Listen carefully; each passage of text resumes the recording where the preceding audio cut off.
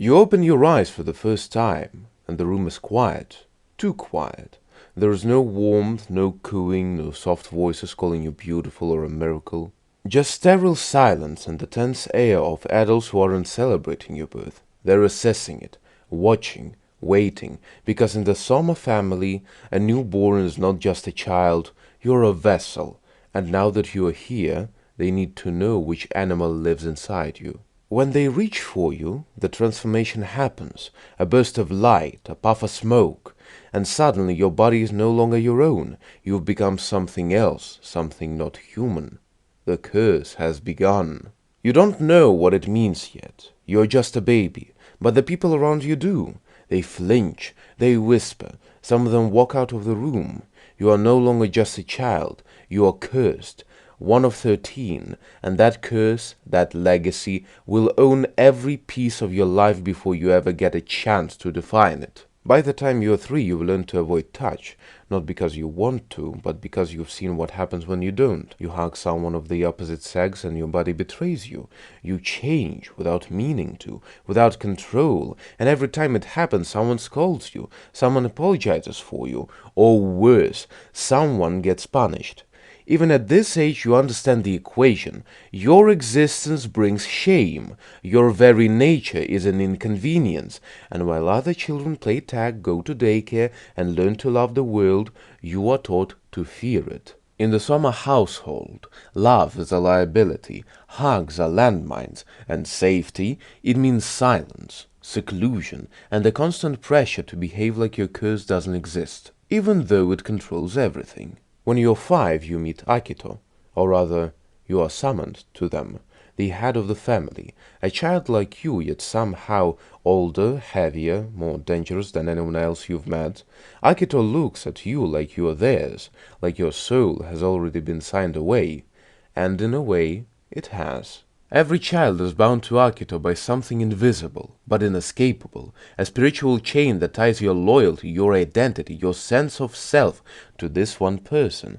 No matter how far you run, no matter how much you resist, that chain snaps tight around your ribs and drags you back. Akito doesn't need to yell, they don't need to strike, they just need to exist, and your will evaporates. You are not your own person, you are one of the 12, 13 if you count yourself, which they don't. You try to make friends, on the playground, in class, even among your cousins, but there's always a moment, always, when you reach for someone and instinct takes over. You flinch, you freeze, you pull away, and the moment passes. Because if they touch you and you transform, everything changes.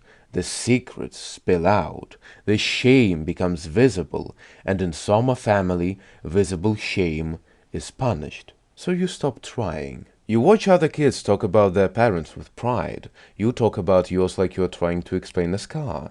Even when they love you, it's not safe. Their love is filtered through fear, through confusion, through distance. And if you weren't one of the lucky ones, if your parent couldn't handle what you were, then love turns into neglect, or anger, or worse. Some Sohma kids learn to flinch before they learn to speak, and none of them know what safety feels like. By the time you're 7, you've heard the stories. The banquet, the animals, the cat. Always the cat. The cat was tricked, left out, betrayed. You realize something. You are the cat. Not one of the honored Zodiac, not part of the cycle. You're an outsider, a mistake, a curse within a curse. And worse, you don't just turn into a cat. You have another form, a monstrous, twisted shape that reeks of rotten fear. You see it once, and you pray never to see it again.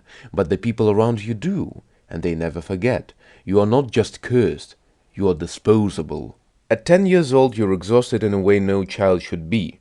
You've memorized every rule. Speak softly, apologize first, hide the truth, never tell outsiders, never cross Akito, never get too close. Because closeness is dangerous. Love is dangerous. Even wanting love is dangerous. You feel it when someone reaches out, when someone offers friendship, or affection, or more, and you panic. You push them away because you would rather be alone by choice than be abandoned when they find out what you are. You learn to preempt heartbreak by being cold, detached, distant. You survive by refusing to hope. When the teen years hit, it gets worse. The world tells you this is the time to fall in love, to discover yourself. But you're trying not to unravel. Every crush is a threat, every handshake is a risk, every hug a potential explosion. You flinch before contact, you lie when someone gets too close, you break things off before they begin. Because Akito is always watching, and in the Sohma family, love is currency, power, a weapon. If Akito sees someone fall for you, or worse, if you fall for them, they will make sure someone bleeds. And then she arrives. Toru Honda. She's not a Sohma. She doesn't know the curse. She doesn't know the rules. She just smiles. She listens. She sees you. Not the animal, not the curse, not the shame. Just you.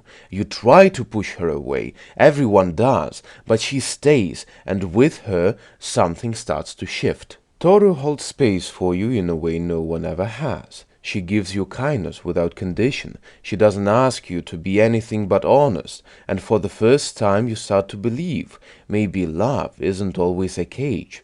But Akito notices. And when Akito notices, someone always suffers. You watch the others, your fellow cursed, and you see the fractures. Yuki, the perfect one, hides behind politeness. Kyo hides behind rage. Shigure behind mischief. Hattori behind silence. Everyone's learned to survive, but no one knows how to live. And as Akito lashes out again and again and again, something becomes clear. You are not just cursed by the Zodiac, you are cursed by silence, by history, by the lie that suffering is tradition. But then, things begin to change. Toru keeps showing up. She keeps loving even when it hurts, and little by little, the cracks widen. You start to talk, to remember, to confront, and for the first time in generations, you begin to resist. Not with fists, with truth. Akito begins to break because power built on fear crumbles when people stop being afraid. The curse begins to lift, not all at once, but enough to breathe, enough to hug without transforming, enough to speak without flinching, enough to fall in love and not feel like you are stealing it. You are free, but freedom doesn't erase memory. You still flinch when someone touches you. You still hesitate when someone says family. You still have dreams where you are trapped in that room again. But you wake up and you keep going, because healing doesn't mean forgetting. It means surviving and choosing to live anyway. You return to the family estate, the place that broke you, and for the first time, you don't feel fear.